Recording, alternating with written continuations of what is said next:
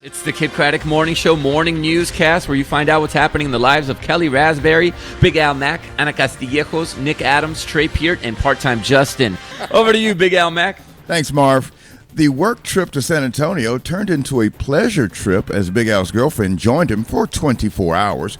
They walked the river walk and enjoyed a couple of meals and even saw a laser light show that displayed a lot of Texas history.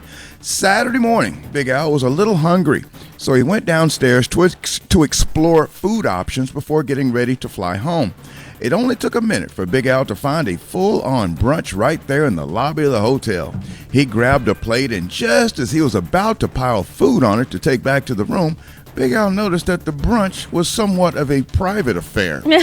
Yes, Big Al had unknowingly stumbled into the private brunch for the NBA team known as the Phoenix Suns. Nice! They were, of course, in town to play the San Antonio Spurs at 1 o'clock that afternoon. Big Al tried to fit in as he's sort of tall and black, but he carefully and inconspicuously put his plate down and slowly backed away from the chafing dishes. He said, "Good luck," to the few players that noticed him and retreated back to his room. Go Spurs. Back to you, Mark. So you stole from the Suns? Dude, I was sitting there. I was like, man, I didn't know this hotel had a full brunch. I was just about like, wait a minute. That guy has on a Phoenix Suns t-shirt, and so does that guy. And they're really tall. Yeah. And they're really tall. I'm tall. I'm like, maybe it's like a tall black guy thing. Yeah, a tall black guy brunch. Yeah, How good is an NBA brunch? I've never had one. Oh, dude, it smelled delicious. I bet it did. I didn't get anything, but it smelled delicious. Now, did you and the girlfriend get home okay? Yeah. Okay. Because they were asking about you on the plane when we were coming back home. That's what I said. Maybe I should page myself, but no, I don't know what.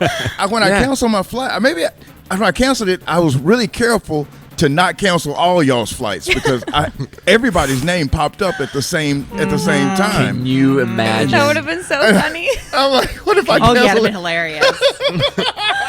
It would have been good for the show. It would have been good for the show. Completely full flight. So if it had been canceled, a lot of other people would have gotten on board. And the guy next to me, because you were sitting next to me apparently, Al, as soon as he realized you weren't on, he goes, "Oh, thank the Lord." And he just spread out. Yeah, they didn't even get another person on board. Nobody was happier than that man because he had an extra little bit of room in there. Okay. All right, glad you guys got home, though, Big Al. Over to you, Trey. Thank you, Jose. Humans are creatures of habit, and this makes it hard for some people to branch out and try new things.